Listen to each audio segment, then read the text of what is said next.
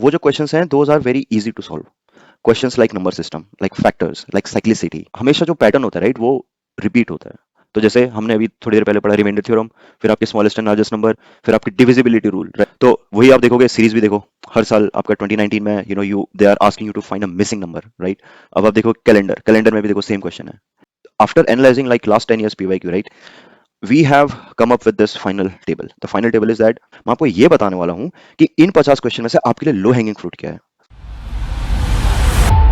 Zest IS, nurturing minds. Good morning, everyone. So today we are going to start with how to basically I'm going to tell you guys कि strategy क्या होनी चाहिए right CSAT के लिए, and how to approach the paper, and as well as how to um, like how to strategize yourself, how to prepare yourself before the exam, during exam, or basically low hanging fruits क्या क्या है CSAT में right. So before we move uh, to actual strategies, first हम लोग actually break down देखेंगे पहले सी set का right. तो सी सेट का break down is basically it's simple, it's very simple that you have 200 marks right, and you have 80 questions, correct. And if you like solve this, then per question you have 2.5 marks.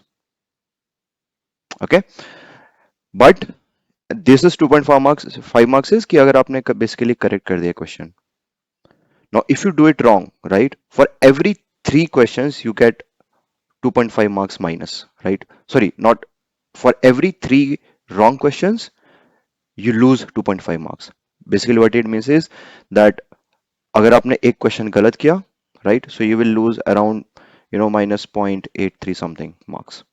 Okay, and इसका मतलब ये है कि अगर आपने 3 question अगर wrong कर दिए right, it means that you will lose minus 2.5 marks. Okay, so for example अगर आपने suppose एग्जाम में आप let's say 30 question solve attempt करके आए हो, 30 क्वेश्चन में से आपके 20 क्वेश्चन करेक्ट हैं एंड 10 क्वेश्चन आपके रॉन्ग हैं राइट. तो 20 क्वेश्चन करेक्ट होने के आपको मिल जाएंगे 50 marks right, and 10 question wrong होने के आपको मिल जाएंगे, you will lose minus 8.3 marks right. So अगर आप इनका सम करोगे so you will get somewhere around 41.7 marks. Okay, so this is the breakdown of the CSAT. Basically for every wrong question you lose 0.83, means आपका 3 question अगर आप wrong करोगे so you will lose 2.5 marks. ठीक है, the pattern is basically straightforward. You have first section is your RC, not first section, you have the 3 sections. Section 1 is your RC, which is reading and comprehension. Section 2 is your logic, reasoning, and DI is data interpretation, and section 3 is your quant basically is nothing but your maths. Okay, now in order to qualify a CSAT exam, right, you need to get 66.6 marks, which is nothing but 33% basically. Oops, sorry. You need 33% right. तो अगर आपने 66.67 marks ले आए हो, then it means that you have qualified CSAT right. But a lot of people ask me right, okay, that how many number of questions I need to make correct. So which means that if you solve this maths right, इसका मतलब you need to solve 27 questions, and ये आपके correct होने चाहिए. 27 का 27 question correct होने चाहिए, ये बात ध्यान रखना. ठीक है, बट अगर फिर भी अगर हमने एक सेफ्टी नेट पकड़ा, सेफ्टी नेट मतलब कि यार लेट्स से हमारे कुछ क्वेश्चंस रॉन्ग हो जाते हैं right. So how many questions wrong can you afford on all this right. So it's pretty simple कि अगर आपको suppose if you do may be let's say around 35 questions, and इस 35 question में अगर आप 29 क्वेश्चन करेक्ट करते हो right, and 6 question wrong करते हो, सो this is minus, this is plus, correct. तो इन 29 क्वेश्चंस का आपको पॉजिटिव मार्क्स मिलेगा which is 29 into 2.5, and in 6 question का आपको नेगेटिव मिलेगा राइट. बट 6 क्वेश्चन में से कितने, बेसिकली 6 क्वेश्चन अगर आपने नेगेटिव किया मतलब 1/3 राइट. सो 6 क्वेश्चन का 1/3 इज 2 क्वेश्चन, तो यू विल लूज 2 क्वेश्चन के मार्क्स. तो 2 क्वेश्चन के मार्क्स मतलब 2 into 2.5, you will lose minus 5 marks. तो अगर आप इसको सॉल्व करोगे it still comes around 67.5 right, which is above 66%. Sorry, not 66%, above 66 marks which is around 33 question. So ये बात ध्यान रखना कि आप जितने भी क्वेश्चन आप you are doing wrong, right, जितने भी आप रॉन्ग कर रहे हो, मेक श्योर कि उसके एटलीस्ट वन थर्ड आप डेफिनेटली करेक्ट कर रहे हो। ये बात बिल्कुल ध्यान रखना। डेफिनेटली करेक्ट मतलब you have very much confidence कि भाई ये जो मैंने क्वेश्चन किया हुआ है इसका आंसर पक्का करेक्ट आएगा। ठीक है। Now since I have talked about this, मैं आपको एक्चुअली एक छोटा सा एक चीज बताना चाहता हूँ कि ब्रेकडाउन जो होता है, राइट, अगर अब मैं रीडिंग कॉम्प्रिहेंशन देखूंगा, इसमें मोस्ट ऑफ द क्वेश्चन जो आपके आएंगे, basically you will have around 30 questions max, around 30 questions, 20 questions from LR and DI and 30 questions from quant. ठीक है। तो अगर आप इनको सम, not 30 actually, I mean the range is up and down, right? So around basically अगर आप total तीनों का सम करोगे, सो इसमें you will get around 80 questions। ठीक है। सो 30 क्वेश्चन जब आप आरसी के कर रहे हो, right, most of the actually civil aspirants होते हैं, उनका they have a very good habit of reading, right. तो अगर मैं आप ऐसा समझ के चल रहा हूँ यहाँ पे कि आपका एजम्पशन मेरा ये है यहाँ पे कि आपका आरसी थोड़ा बहुत अच्छा है। ठीक है। जो हमारा ये क्लास लेने का मतलब है, राइट, जो सिग्निफिकेंस है, जो इंपॉर्टेंस है इस क्लास का, वो ये है कि मैं आपको ये नहीं बताऊंगा कि आपको ये 50 के 50 क्वेश्चन सॉल्व करने हैं, ये दोनों के दोनों 50, मैं ये नहीं बताऊंगा आपको। मैं आपको ये बताने वाला हूं कि इन 50 क्वेश्चन में से आपके लिए लो हैंगिंग फ्रूट क्या है। लो हैंगिंग फ्रूट मतलब ये कि कुछ कुछ क्वेश्चंस होते हैं, देयर इज कि लाइक यार, मतलब यूपीएससी क्या करता है ना, कुछ कुछ कुछ क्वेश्चंस को बार बार रिपीट करता है। ठीक है। कुछ कुछ क्वेश्चंस को जो रिपीट कर रहा है, right, I mean I won't say it coincidentally, but fortunately वो जो क्वेश्चंस हैं those are very easy to solve. Questions like number system, like factors, like cyclicity. ठीक है। तो ये, जैसे मैं आपको एक एग्जांपल देना चाहता हूँ। जैसे अगर सपोज मैंने अगर आप एक ट्रेंड देखोगे, राइट, पीवाईक्यू में, तो अगर यहाँ पे देखोगे, अब देख रहे हो, ये जो क्वेश्चंस है सारे, these are all your based on reminder theorem या फिर cyclicity, right, not cyclicity but mostly reminder theorem and factors. Actually factors का इसमें थोड़ा बहुत मिक्स किया हुआ है। ठीक है। तो आपको ये जो छोटे छोटे, like which you can easily do, right, हमारा टारगेट वो रहेगा सी साइड करने का। हमारा ये टारगेट नहीं रहेगा कि will I mean although I will tell you how to do permutation and combination, right, जो जिसमें बहुत लोग स्ट्रगल करते हैं, करेक्ट। मेरा वो मेरा मेरा आपका ये टारगेट नहीं होना चाहिए कि लाइक मेरे को वो ही पढ़ना है जाके, करेक्ट। डोंट। आपका टारगेट ये होना चाहिए कि जो भी इजी इजी है, राइट, जो आपको इजी लगता हो। आई मीन मैं ये नहीं कह रहा हूँ कि लाइक परमुटेशन कॉम्बिनेशन सबके लिए टफ है। कुछ कुछ लोगों के लिए परमुटेशन कॉम्बिनेशन इजी भी रहेगा। ठीक है। It's your call, but you should target those, right. So that's where we will come in onto the strategy, but before that these are the some very basic trends. जैसे अगर अब मैं remainder theorem में अगर मैं देखूंगा, अगर मैं सपोज ये 2023 का एक क्वेश्चन लेता हूँ, right, it's pretty forward, it's pretty straight forward, कि मेरे को ये निकालना है कि रिमाइंडर क्या है अगर मैंने 100 से डिवाइड किया तो। ठीक है। अब सिंपल है, 100 का फैक्टर क्या होता है? 100 का फैक्टर होता है 5 इंटू 4। ठीक है। 5 × 5 = 25, चौको 100। ठीक है। अभी अगर मैं इस पूरे नंबर को अगर मैं डिवाइड कर रहा हूं, तो इसका मतलब ये कि इस चीज से भी पूरा डिवाइड होना चाहिए। ठीक है। तो अगर आप 5 का देखूंगा, 5 देखो, 85 5 से जा रहा है, कंप्लीटली डिवाइड जाता है। ठीक है। तो इसका मतलब यहाँ पे रिमाइंडर 0 आएगा। आपका 95 5 से जा रहा है, इसका मतलब आपका रिमाइंडर 0 आएगा। 4 का कोई फैक्टर है इसमें? बिल्कुल है, which is your 96। 96 is a factor of 4, because अगर आप इसको 4 से डिवाइड करोगे तो आपका आंसर 24 आता है, राइट। तो इसका भी 0 आएगा। तो इसका मतलब क्या? कि ऊपर के जो जितने भी नंबर है मेरे, राइट, ये ऊपर वाले जितने भी नंबर हैं, right, these are all of them are divisible by 100। यहां पे आप उसको पूरा सॉल्व करते मत बैठ जाना, right, that's a wrong approach. Now remember what I am saying कि लाइक जो लो हैंगिंग फ्रूट, मेरा कहने का मतलब ये है कि आप वो क्वेश्चन को ढूंढो जो आपके लिए इजी है करना। ठीक है। For most of you aspirants it might be possible कि ये क्वेश्चन बहुत हार्ड है, राइट, पॉसिबल है because you don't know this trick. ठीक है। तो हम इस क्लास में यही ट्रिक बताएंगे, हम लोग यही क्लास में यही ऐसे ही बताएंगे कि लाइक भाई ये क्वेश्चंस आपके रिपीट होते हैं। ठीक है। एंड आपको यही क्वेश्चंस को ऐसे सॉल्व करना है। ये ट्रिक है, ये टिप है, right. So if you solve this question, तो आपका basically total answer is your 0। 0 is your correct answer. ठीक है।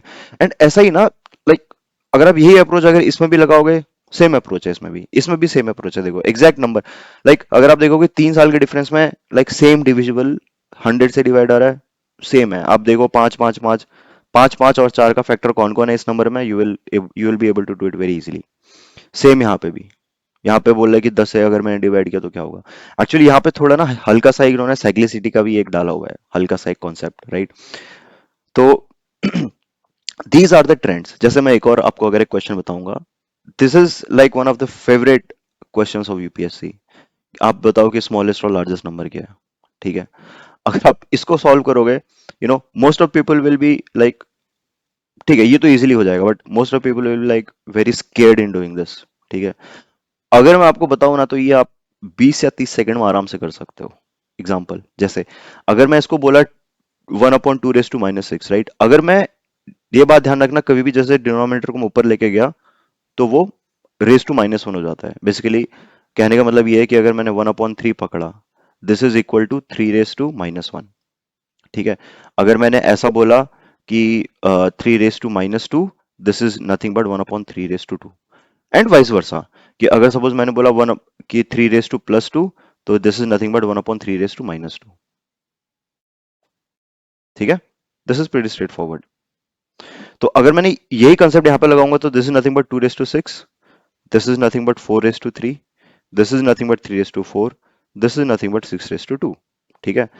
इसको अभी और सॉल्व करते हैं। 4 raised to 3 को मैं कैसे लिख सकता हूँ, 2 raised to 2 और इसकी power 3, which is nothing but 2 raised to 6। इसको मैं कैसे लिख सकता हूँ, 3 raised to 4 का 3 raised to 4 ही लिखूंगा मैं, ठीक है। 6 6 जा 36, this is pretty straight forward, right. अगर आप यहाँ पे देखोगे, अगेन दो क्वेश्चन, दो ऑप्शन आंसर सेम नहीं हो सकता, राइट। तो इसका मतलब ये तो आंसर है ही नहीं, इसका कहने का मतलब है, राइट। तो अगर आप इन दोनों में देखोगे, 3 raised to 4 is nothing but your 81, 81 और 36 में बड़ा कौन है, 81, answer is this. Although I am against for you guys to solving this question, sorry solving this question मतलब पूरा, पूरा फैक्टर उसका निकाल के सॉल्व करना, बट द जो तरीका है करने का, right, it's pretty much same. अगर आप दोनों में देखोगे, वो सिंपल है कि आप उसको सबसे छोटे नंबर तक, सबसे छोटे फैक्टर तक आप उसको छोटा कर दो, एंड देन कंपेयर कि लाइक कौन सा नंबर बड़ा है, कौन सा नंबर छोटा है, ठीक है। ये हम लोग बाद में भी करेंगे, बट मेरा जो मेन आइडिया है वो ये कहना है कि हमेशा जो पैटर्न होता है, राइट, वो रिपीट होता है। तो जैसे हमने अभी थोड़ी देर पहले पढ़ा रिमाइंडर थ्योरम, फिर आपके स्मॉलेस्ट एंड लार्जेस्ट नंबर, फिर आपके डिविजिबिलिटी रूल, राइट, कि भाई ये नंबर इससे डिवाइड जाएगा क्या, राइट। डिविजिबिलिटी रूल मतलब बेसिकली कि कोई भी आपको एक नंबर दे देंगे एंड बोलेंगे कि if this number is divisible by 11 या फिर 7 या फिर 5, राइट। तो इसका मतलब इसका कुछ like they will ask you some extra information. जैसा अगर ये क्वेश्चन देखेंगे हम लोग, ये क्वेश्चन में देखेंगे कि बोल रहा है कि ये नंबर डिविजिबल बाय 7 है, तो what is the value of P, ठीक है। It's pretty forward, straight forward.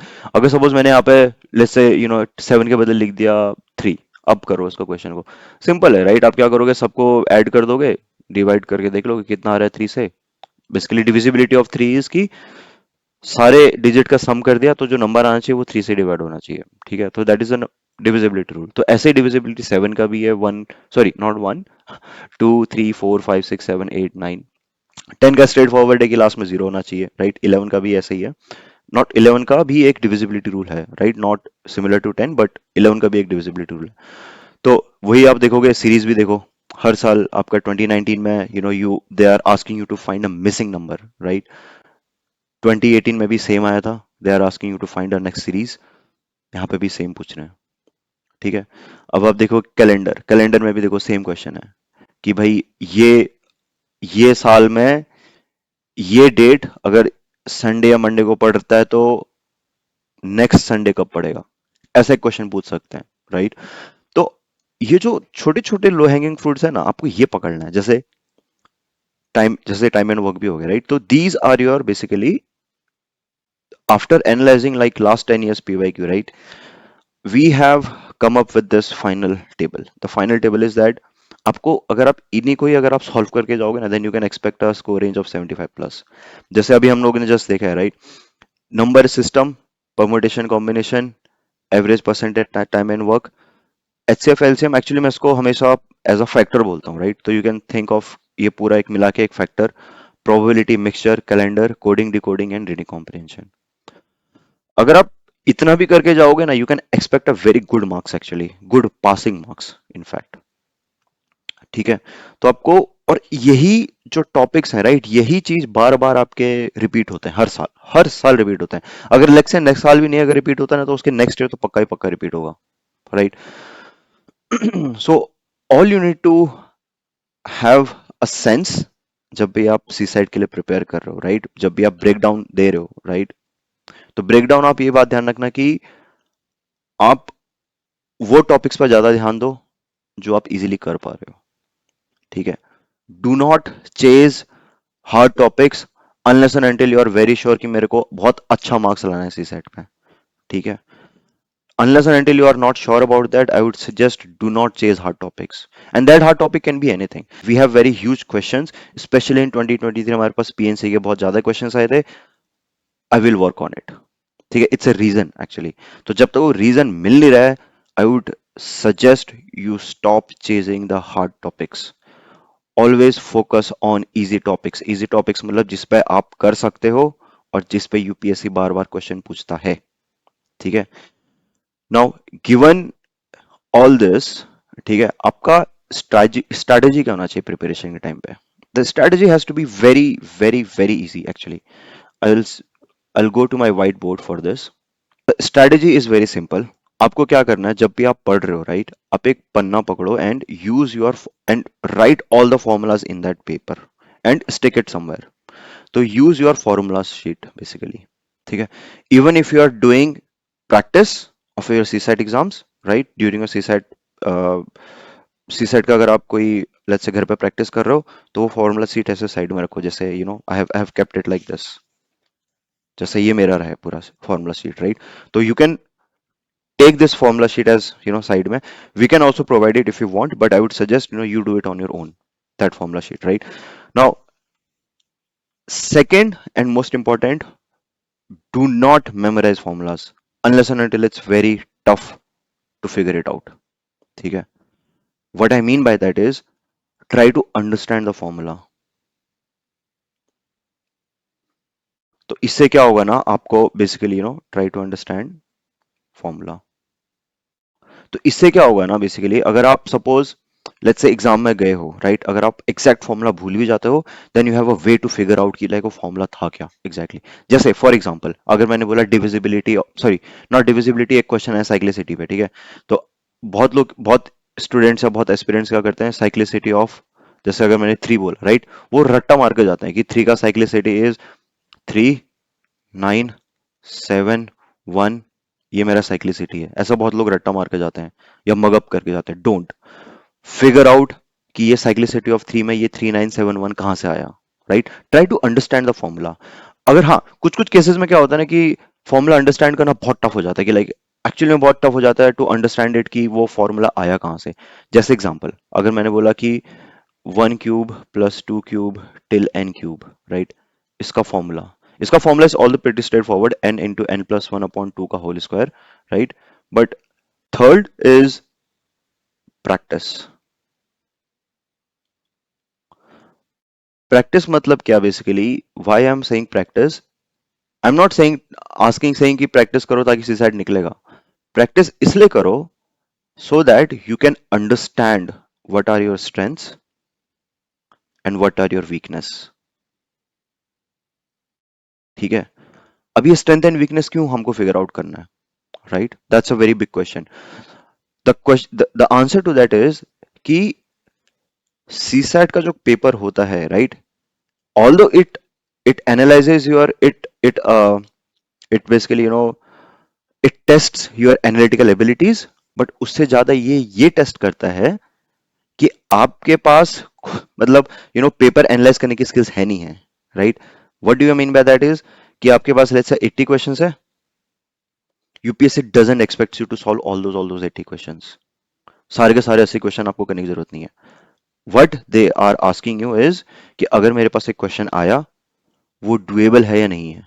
Simple, doable नहीं है, skip it, straight forward skip it.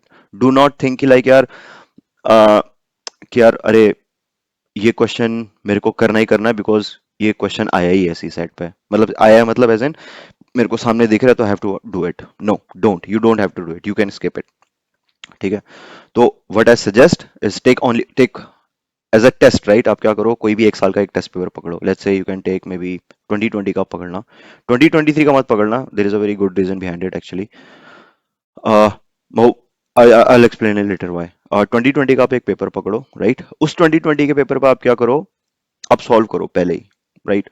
Before even like start before even starting your CSAT preparation, right? I would suggest आप एक कोई भी एक साल का पेपर पकड़ो and solve it. We will also provide it practice test if you do not have uh, a test paper to solve, right? तो हम लोग एक जैसे 2020 का अपना एक सीसेट का पेपर पकड़ा and do a there is something known as this analysis, right? इसको हम लोग बोलते हैं स्वॉट एनालिसिस, करेक्ट? आप ये स्वॉट एनालिसिस करो। स्वॉट एनालिसिस करो मतलब बेसिकली 80 क्वेश्चन में से आप फिगर आउट करो कि कौन कौन से टॉपिक आपके अच्छे हैं, कौन कौन से टॉपिक आपके खराब हैं। ठीक है, जो ऐसे क्वेश्चंस हैं, जो ऐसे टॉपिक्स हैं जो आपको आते ही नहीं है, keep it aside for now. But जो क्वेश्चंस आपसे होते हैं, right, focus on them first. Okay, आप उनके लिए पहले पढ़ाई करो। ठीक है, because those are your strengths, build up on your strengths first, right? Weakness पे जब आप एक बार आपका वो स्ट्रेंथ बन गया है, then you start focusing on your weakness. Okay, right? So this is your strategy during preparation. Now what should be your strategy during exam, right? Now the thing is, right, that there is no fixed strategy. I'll be very honest. A lot of people, a lot of um, you know coaching centers or like other people will say to you, that has to be your fixed strategy, कि आप पहले RC करो, पहले quant करो, या पहले logic reasoning and AI करो। You shouldn't do it.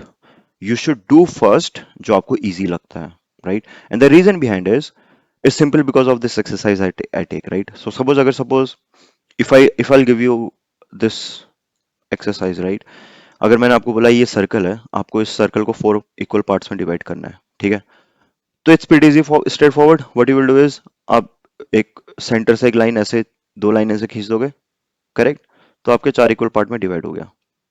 ठीक है, now if I ask you to divide this triangle into 2 equal parts, ठीक है?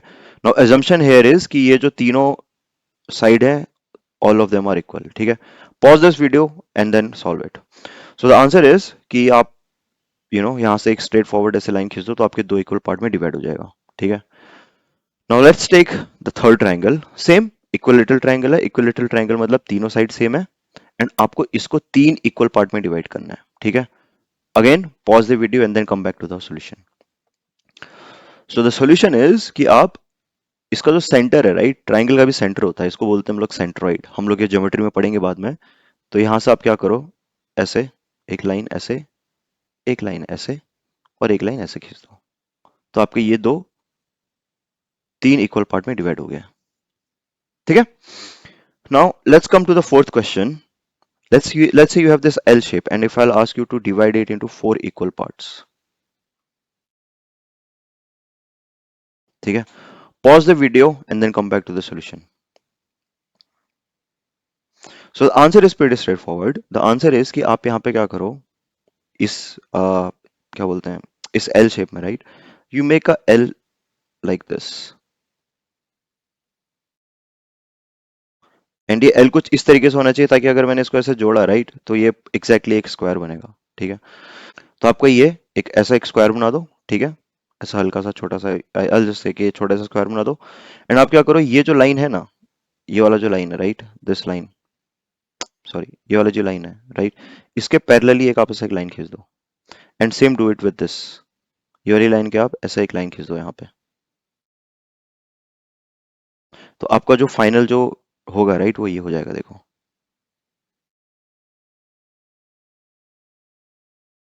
तो आपके 4 इक्वल पार्ट में डिवाइड हो गया। और कौन कौन से 4 इक्वल पार्ट है? पहला ये है, दूसरा ये वाला पार्ट है, राइट, तीसरा ये वाला पार्ट है एंड चौथा ये वाला पार्ट है। बेसिकली आपके 4 एल इक्वल पार्ट में डिवाइड हो जाएगा, 4 इक्वल पार्ट बनेंगे। तो 1, this is 2, this is 3 and this is 4। ठीक है, just to avoid confusion I will just remove this part now, जो बीच में मैंने डॉटेड बनाया था।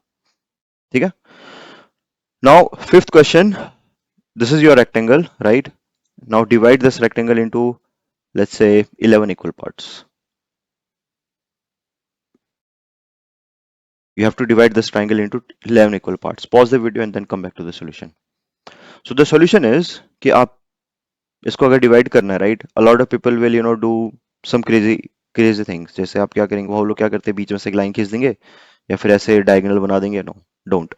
आप क्या करो, अगर इक्वल पार्ट में डिवाइड करना है, 10 वर्टिकल लाइन खींच दो. 1 2 3 4 5 6 7 8 9 and 10. हो गया 11 इक्वल पार्ट में. 1 2 3 4 5 6 7 8 9 10 11. ठीक है. The reason I took this exercise, right, to basically tell you कि how our brain perceives to an exam. तो think of this entire exercise as an exam. तो ये जो पहला क्वेश्चन है, right, this was pretty much easy, आपने कर लिया. दूसरा भी इजी है, आपने ये भी कर लिया. तीसरा हल्का सा मीडियम क्वेश्चन था. लेवल में कह रहा हूँ, जब मैं लेवल कह रहा हूँ मतलब हल्का सा मीडियम लेवल क्वेश्चन है, राइट. इसमें most of you been able to do it, but कुछ लोगों ने स्ट्रगल किया जिनको ज्योमेट्री के बारे में पता नहीं है. 4, this is a very hard one. Difficulty बहुत हार्ड है इसकी, राइट. इसमें most of you would have struggled, but कुछ जो लोग हैं जिनका एक्चुअली थोड़ा मैथ्स बैकग्राउंड है, तो they would have done this question, right. What if I tell you that this fifth question was an easy one. अगर मैं यही क्वेश्चन को अगर सबसे पहले लेता ना, तो you would have easily solved it. पता है. So do you see what I am trying to say here कि आप, there is no such given strategy that you have to follow during preparation. आप ऐसा मन नहीं कर सकते कि जस्ट बिकॉज कि मेरा मतलब कि मैं आरसी हमेशा पहले करूंगा या क्वांट हमेशा पहले करूंगा या लॉजिकल रीजनिंग बाद में करूंगा. ठीक है. आप क्या करो, पहले आप ये डिसाइड करो कि आपको इजी क्या पड़ता है, इजी क्या आपको लगेगा. If you think reading comprehension is easy for you, which is very common for most of the civil aspirants, do that first. Please do that first. Next, then you can move into LIDR या फिर quant वाला part. And again same, quant के अंदर भी आपको ऐसा नहीं करना कि हर एक क्वेश्चन सारे सॉल्व करने. नहीं. क्या करो, क्वांट का पेपर है, क्वांट के पेपर में you start with first question, हो रहा है, ठीक है, you solve it and mark it. तो मैं जो फॉलो करता हूँ, राइट, वो जो मैं फॉलो करता हूँ, मैं ये नॉर्मली फॉलो करता हूँ, दिस दिस एंड दिस. इसका मतलब ये है, क्लिक टिक मतलब बेसिकली मैंने इसको सॉल्व कर दिया and I can do it, it's very easy for me. तो बस टिक हुआ, सॉल्व कर दिया and then move ahead. Star मतलब कि थोड़ा सा हल्का सा टफ है, right, it's doable for me, but मैं उसको अभी नहीं करूंगा. मैं क्या करूंगा, उसको स्टार बना दूंगा and I will move on to next question. I'll not solve it. ध्यान रखना है बात. I'll not solve it. I'll just mark it as star and move on to next question. अगर let's say थर्ड क्वेश्चन मेरे लिए बहुत tough जा रहा है, I'll not solve it. मैं उसको बस देखूंगा भी नहीं, सीधे से क्रॉस करके I'll move on to third question. So once I have enough time, right? Let's say अगर suppose मेरे पास मेरा टाइम लिमिट हो गया खत्म, सॉरी नो टाइम लिमिट खत्म हो गया, लेट्स से मेरे पास still I have 1 hour left और half 30 minutes left, then what I will do is I will now start targeting these questions जो मैंने स्टार मार्क किए थे.